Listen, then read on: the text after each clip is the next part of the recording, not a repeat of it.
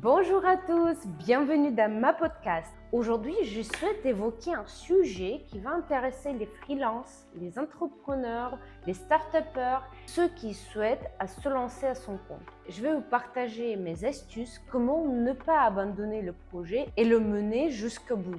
Je m'appelle Maria, je suis entrepreneuse russe qui vit en France depuis 10 ans. J'accompagne les entreprises qui se lancent à l'international et pour la présence de leur développement digital.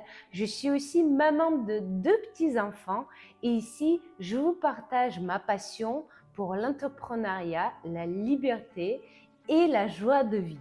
Comme dans toute l'activité entrepreneuriale ou freelance, où nous ne travaillons pas pour un employeur mais pour nous-mêmes, il est très important de concrétiser ses idées, ses rêves et ses plans. Tout le monde ne sait pas le faire, donc c'est une compétence à développer.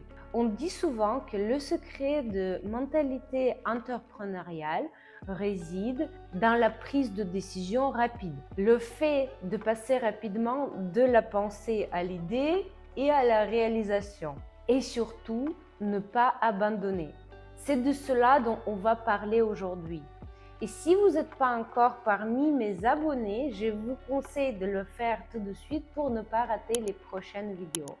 J'ai préparé 5 astuces que j'utilise moi-même qui m'aident de passer le plus rapidement possible d'une idée à la réalisation, de ne pas abandonner et de travailler à un rythme soutenu. La première astuce concerne plutôt la mentalité.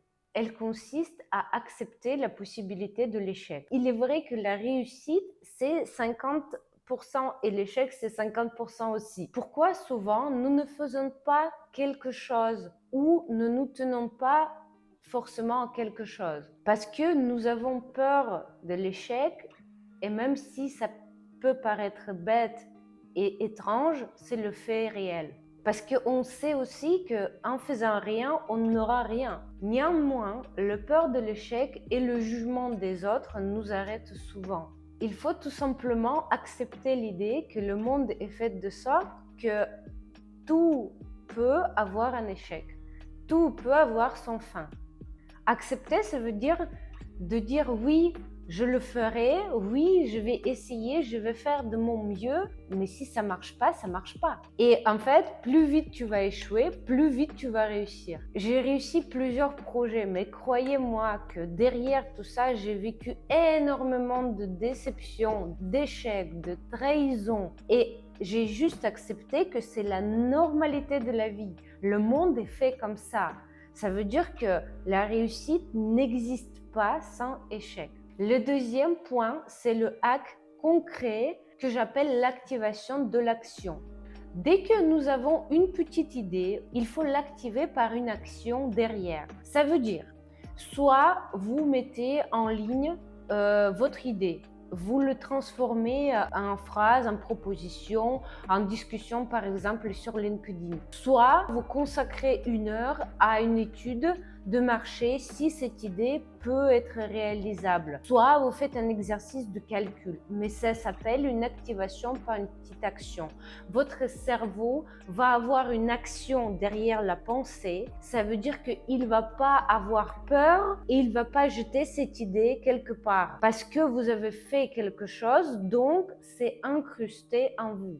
La troisième astuce, c'est d'intégrer votre idée dans votre emploi de temps. Si c'est une idée de business, une idée de bien manger, une idée de faire du sport, votre idée doit avoir un espace dans votre temps. S'il n'a pas d'espace dans le temps, tout simplement, elle va disparaître parce que, si vous voulez, elle va être vexée. L'idée, pour qu'elle reste, pour qu'elle devienne réelle, elle doit avoir son espace dans votre calendrier. Par exemple, si je fais du sport, j'ai une séance de sport inclue dans mon emploi de temps. Et je ne peux pas ne pas le faire parce qu'il est inscrit dedans. Quatrième astuce, c'est de se concentrer sur le processus plutôt que sur le résultat.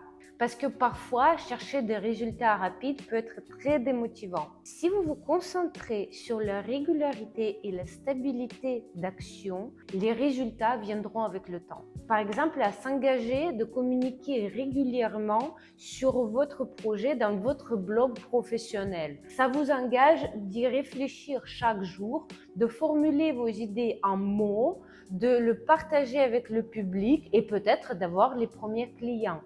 Pour maigrir, vous devez engager une action quotidienne pour le faire. Tout qui marche comme ça dans la vie. Et cinquième astuce, c'est de numériser le résultat. Si vous travaillez sur votre ligne, photographiez le résultat avant-après. Si vous essayez de mesurer le nombre de vues sur votre projet, mesurez le résultat avant-après sur les datas ou sur les différents outils de communication.